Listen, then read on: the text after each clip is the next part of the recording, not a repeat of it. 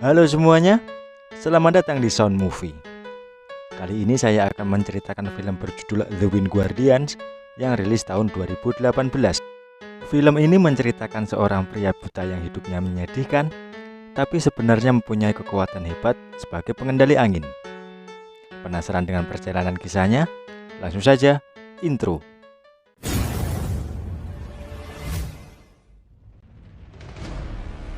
Film diawali dengan sebuah dongeng yang menceritakan tentang datangnya monster kuno dari dimensi lain untuk menghancurkan dunia dengan kekuatan kegelapan yang disebut Zero.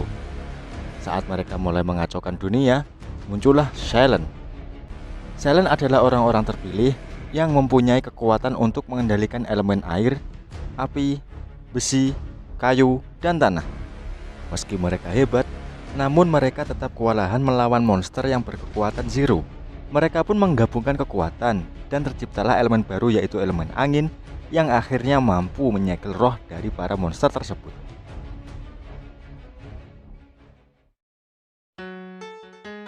Scene berpindah ke masa sekarang, di mana tokoh utama dalam film ini yang bernama Langming, seorang pria buta tapi mempunyai pendengaran yang sangat tajam, sedang dikejar oleh preman pasar.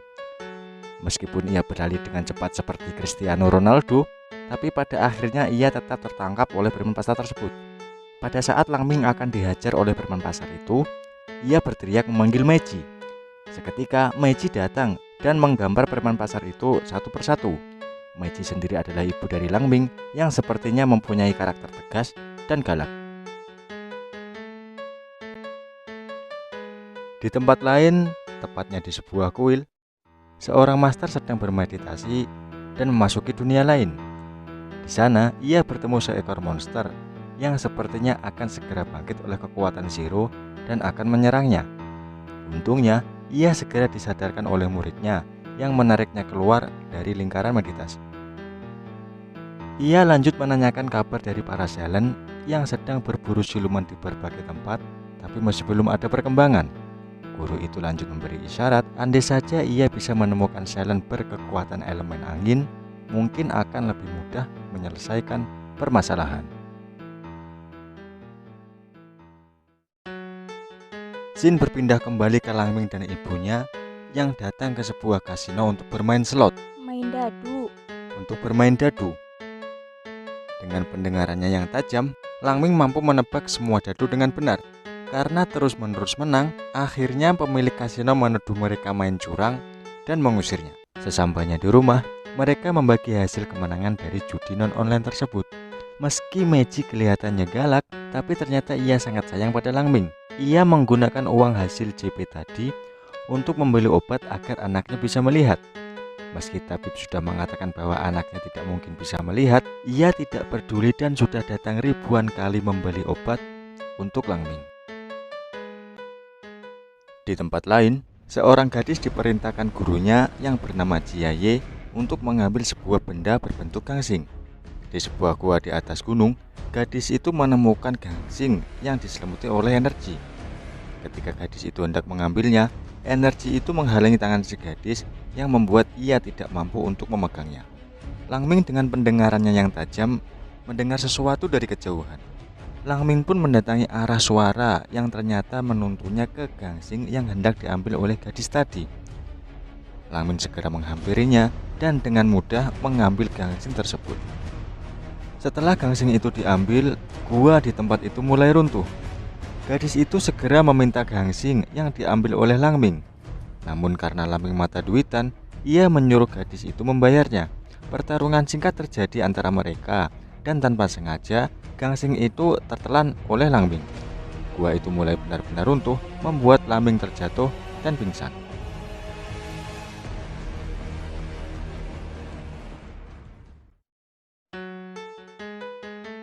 Keesokan harinya, Langming pun tersadar dari pingsannya dan mencuci muka di sebuah sungai.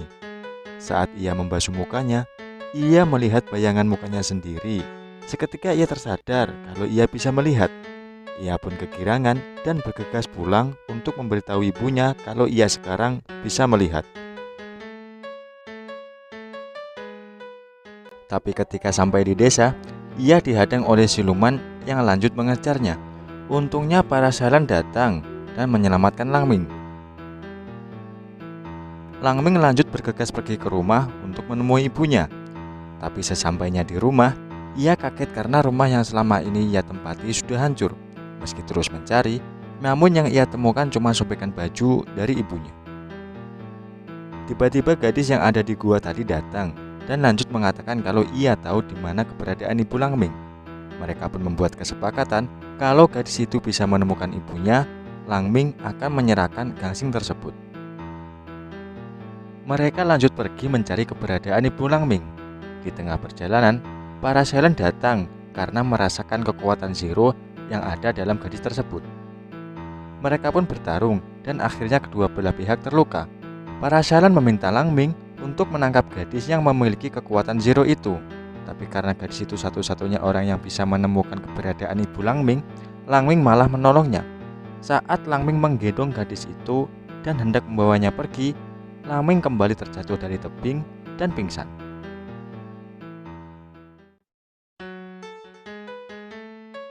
Ketika tersadar, mereka berada di dalam sebuah lubang besar. Langming yang tersadar lebih dahulu membangunkan si gadis dengan menamparnya. Gadis itu pun terbangun di bawah kendali kekuatan Zero.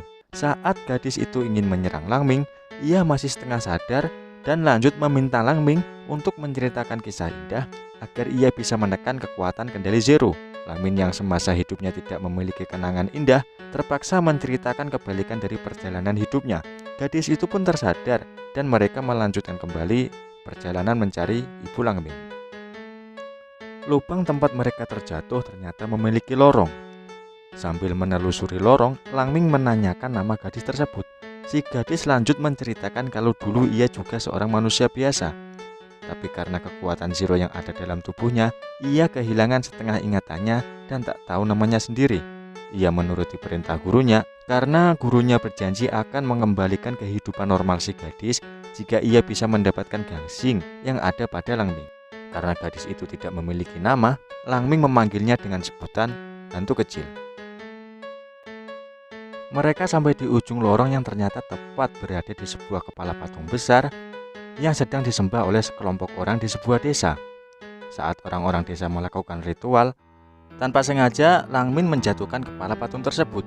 Warga desa pun menangkap mereka berdua untuk dijadikan persembahan kepada dewa karena telah merusak patung dewa mereka. Langming yang pandai berbicara mengatakan kalau ia adalah seorang Silent dan menunjukkan tanda Silent di telapak tangannya. Kepala desa dan warganya pun percaya dan kegirangan karena mereka akan mempersembahkan seorang Silent kepada dewa. Mereka lanjut membawa Langming dan hantu kecil untuk melakukan ritual persembahan. Ternyata ritual itu hanya menempatkan Langming dan hantu kecil di sebuah kolam untuk berkomunikasi kepada dewa kalau mereka berdualah yang menghancurkan patung dan bukan warga desa. Setelah ritual selesai, kepala desa mengundang mereka untuk makan malam. Tapi tak disangka, makanan Langming dicampur obat cuci perut oleh hantu kecil agar Langming bisa mengeluarkan gangsing yang ditelannya. Tapi itu tidak berhasil karena Langming tidak bisa buang air besar setelah menelan gangsing tersebut. Langming dan hantu kecil lanjut menemui kepala desa yang ternyata juga seorang tabib. Hantu kecil lanjut menceritakan kalau Langming tidak bisa buang air besar setelah menelan gangsing di sebuah pegunungan. Tanpa diduga, kepala desa juga mengetahui tentang gangsing itu. Ia lanjut menceritakan kalau 13 tahun yang lalu, ketika ia dan dua temannya pergi mencari bahan obat, ia tidak sengaja melepaskan segel yang membuatnya dirasuki kekuatan jahat yang membuatnya ingin memakan apapun yang ada di depannya. Saat ia hendak memakan temannya sendiri, tiba-tiba pahlawan misterius datang dan menyegel kekuatan jahat itu ke sebuah gangsing yang telah ditelan oleh Langming. Setelah mendengar penjelasan dari kepala desa kalau gangsing itu mempunyai kekuatan yang besar, Langming mengira kalau gangsing itulah yang menyebabkan ia bisa melihat. Langming lanjut mengatakan kalau ia bisa bertemu dengan ibunya kembali, ia bersedia menyerahkan gangsing itu kepada hantu kecil walaupun ia akan kembali menjadi buta. Mereka tetap berada di desa itu sambil mencari cara untuk mengeluarkan gangsing yang ada di perut Langming. Saat mereka berjalan di sebuah pasar, gadis itu melihat gelang yang dijual oleh pedagang dan sepertinya ia menyukai gelang itu. Saat Langming menoleh, hantu kecil segera meletakkan gelang itu kembali dan lanjut pergi. Tapi tanpa hantu kecil sadari, Langming membeli gelang itu dan menyimpannya. Akhirnya di suatu momen di kamar kecil, Langming bisa mengeluarkan gangsing itu. Hantu kecil yang menunggunya di luar segera menanyakan apakah Langming sudah mengeluarkannya. Langming lanjut memberikan gangsing di tangan kanannya dan gelang yang sudah ia beli di tangan kirinya. Tanpa diduga, hantu kecil mengambil gelang yang diberikan oleh Langming dan mengatakan kepada Langming kalau ia boleh menyimpan gangsing sampai ibunya ditemukan. Sambil membalik badan, hantu kecil tersenyum dan sepertinya mulai menaruh hati pada Langming. Tapi pada saat mereka kembali ke desa, Jiaye datang dan menanyakan tentang gangsing itu. Hantu kecil lanjut merebut gangsing dari tangan Langming dan menyerahkan ke gurunya. Saat itu juga Langming diserang oleh siluman yang dibawa oleh Jiaye. Ketika hantu kecil ingin menolong, ia ditarik oleh gurunya yang sekaligus mengaktifkan kekuatan zero yang ada di dalam tubuh hantu kecil yang membuatnya tidak bisa membantu Langming. Ketika Langming terpojok dan akan dimakan oleh siluman itu, tiba-tiba siluman lain datang yang anehnya malah membantu Langming. Ketika kedua siluman itu saling bertarung, Jiaye menggunakan kekuatannya untuk menarik kedua siluman itu. Saat itu juga, para Selen muncul untuk menangkap Jiaye. Tapi karena kekuatan para Selen muda ini tidak sebanding dengan Jiaye, mereka pun tidak mampu untuk melawannya dan Jiaye pun lanjut pergi. Shin berganti memperlihatkan Langming yang ada di atas sebuah bukit. Ia menutup matanya dengan kain dan berusaha menggunakan pendengarannya yang tajam untuk melacak keberadaan hantu kecil. Ia pun mendengar suara dari gelang yang diberikannya ke hantu kecil dari kejauhan. Beralih ke Jiaye dan hantu kecil yang sedang berada di sebuah gua. Hantu kecil mengatakan kepada Jiaye karena ia sudah mendapatkan gangsing itu, maka ia harus menepati janjinya untuk membuat hantu kecil menjadi manusia normal. Tapi ternyata Jiaye membohonginya. Ia lanjut mengatakan kalau satu-satunya cara untuk membuat hantu kecil menjadi manusia normal adalah mati. Mendengar hal itu, hantu kecil berusaha menyerang Jiaye, tapi Jiaye dengan mudah menghentikan hantu kecil dengan mengaktifkan kekuatan zero yang membuat hantu kecil seketika lemas. Jiaye lanjut mengatakan kalau sebenarnya gangsing itu adalah tempat roh monster kuno bernama Taotie disegel. Ia lanjut pergi sambil mengatakan ketika ia membagikan Taotie, ia akan menguasai dunia. Tak lama kemudian Langming datang dan menanyakan di mana ibunya. Hantu kecil segera mengajak Langming ke sebuah tempat di mana para siluman dikumpulkan oleh Jiaye. Hantu kecil lanjut mengatakan kalau ibu Langming adalah salah satu di antara mereka. Ia juga menjelaskan kalau kekuatan Taotie mampu mewujudkan keinginan seseorang dengan imbalan orang itu akan menjadi siluman untuk dimakan Taotie. Ia lanjut menceritakan kalau ia yang dikendalikan oleh Jiaye mencari orang-orang yang mau menjadi siluman agar keinginannya bisa terwujud. Saat itu, ia bertemu dengan ibu Langming yang ternyata rela menjadi siluman agar Langming bisa melihat.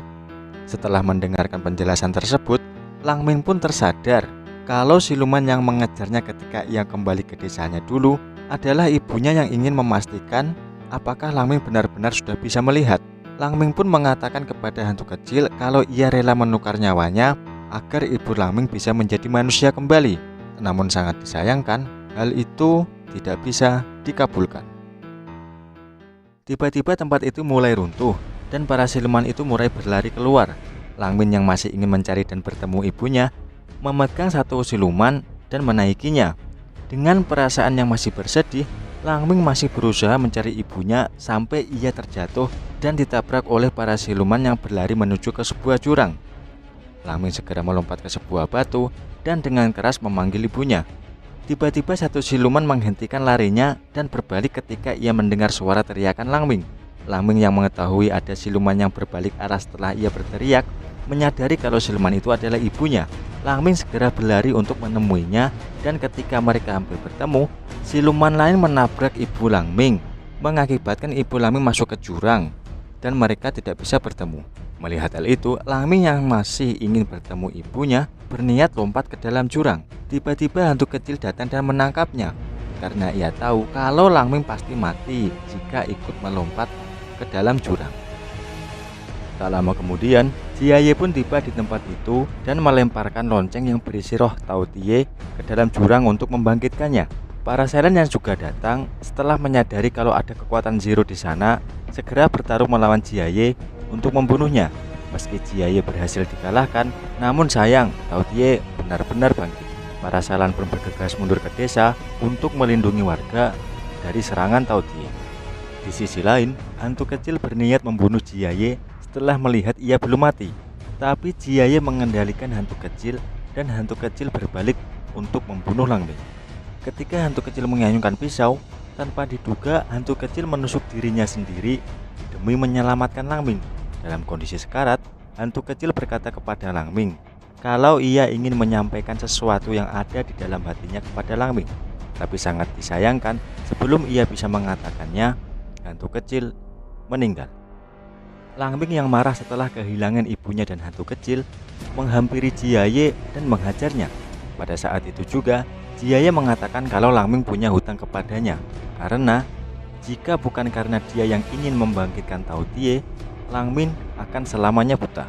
Mendengar hal tersebut, Langming mengatakan kalau ia akan membayarnya sekarang juga. Ia meraih pisau lalu melukai matanya sendiri sehingga ia kembali menjadi buta. Langming yang teringat perkataan ayahnya bahwa hanya orang butalah yang bisa menguasai kekuatan pengendali angin, melompat ke jurang untuk mencari tahu kebenaran atas perkataan ayahnya. Di tempat lain, para Salan membuat kubah pelindung untuk melindungi warga desa dari serangan Tao Tie. Tapi karena kekuatan Tao Tie terlalu besar, kubah pelindung itu pun tak mampu menahan serangan Tao Tie dan akhirnya hancur. Mereka pun pasrah saat tangan besar Tao Tie berayun ke arah mereka. Tapi ketika tangan Tao Tie hampir menimpa warga, tiba-tiba Langming bangkit dan menahan tangan Tao Tie dengan kekuatan pengendali angin. Tidak ada pertarungan sengit di sini, karena begitu Langming membangkitkan kekuatan pengendali angin, monster Tao Tie dengan mudah disegel oleh Langming. Setelah Tao Tie disegel, para siluman pun kembali menjadi manusia, termasuk ibu Langming. Jin berganti memperlihatkan Langming yang ditemui Master Salan dan mengajaknya bergabung untuk tinggal bersama Salan lainnya. Tapi Langming menolak karena ia lebih suka tinggal di desanya bersama ibunya. Di suatu hari, ia berjalan di sebuah keramaian dan bertemu dengan seseorang yang mirip dengan hantu kecil. Langming bisa mengenali orang tersebut dari suaranya. Langming pun menghampirinya dan menanyakan apakah ia ada sesuatu yang ingin ia katakan kepadanya.